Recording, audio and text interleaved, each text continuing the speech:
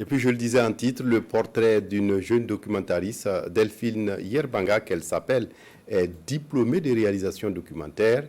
Sa filmographie compte quelques films documentaires.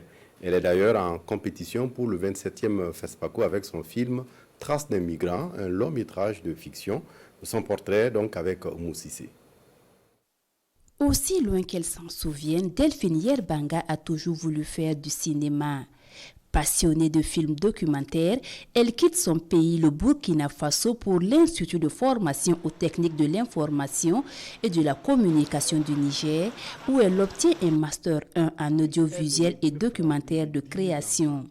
Ensuite, elle met le cap sur le Sénégal pour un Master 2 en réalisation documentaire à l'Université Gaston Berger de Saint-Louis. Pour mieux forger ses armes, elle fait un stage de 2 mois à la Fondation européenne des métiers de l'image et du son de Paris avant d'être recrutée comme réalisatrice à la télévision du Burkina.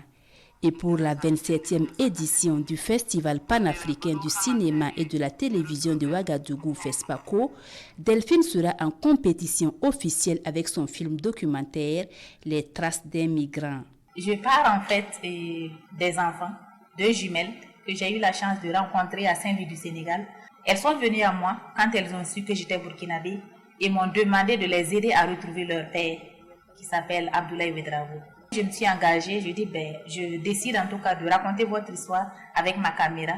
Si tu n'as pas ton papa à côté, tu n'as pas ton maman, c'est comment c'est difficile. Et l'histoire que je voulais raconter à travers leur histoire, c'était aussi de montrer qu'est-ce qui peut amener quelqu'un à quitter son pays. Et qu'est-ce que les migrants vivent en fait hors de leur pays? Qu'est-ce qu'ils font? Lui, il a fondé par exemple une famille au Sénégal, qu'il a laissé aller en Guinée, fonder une autre famille, laisser une autre famille en Côte d'Ivoire, mais il avait laissé d'abord une première famille au Burkina. Pour la jeune réalisatrice, voir son film sélectionné pour cette grande messe du cinéma africain est un rêve qui se réalise. Même si je n'ai pas de prix, c'est déjà un prix pour moi d'être sélectionnée et d'être en compétition avec les grands du cinéma. C'est ma première expérience, c'est la toute première fois que je dépose une œuvre au FESPACO et que cette œuvre soit vraiment sélectionnée, ça montre déjà que le film est déjà d'une qualité. Une première expérience qui mérite d'être accompagnée, d'où son appel pour l'instauration d'un fonds pour les cinéastes burkinabés. Dans la sous-région, nous sommes le seul pays qui n'a pas encore de fonds pérenne pour le cinéma. On a souvent des fonds ponctuels que souvent le gouvernement donne à l'approche du FESPACO, mais ça n'aide pas le festival en tant que tel. On a besoin d'un fonds pérenne. Un fonds qui permettra au cinéma burkinabé de retrouver sa place du temps de Idrissa Ouedraogo, Gaston Kaboré, Saint-Pierre Yameogo, nous dit Delphine Yerbanga.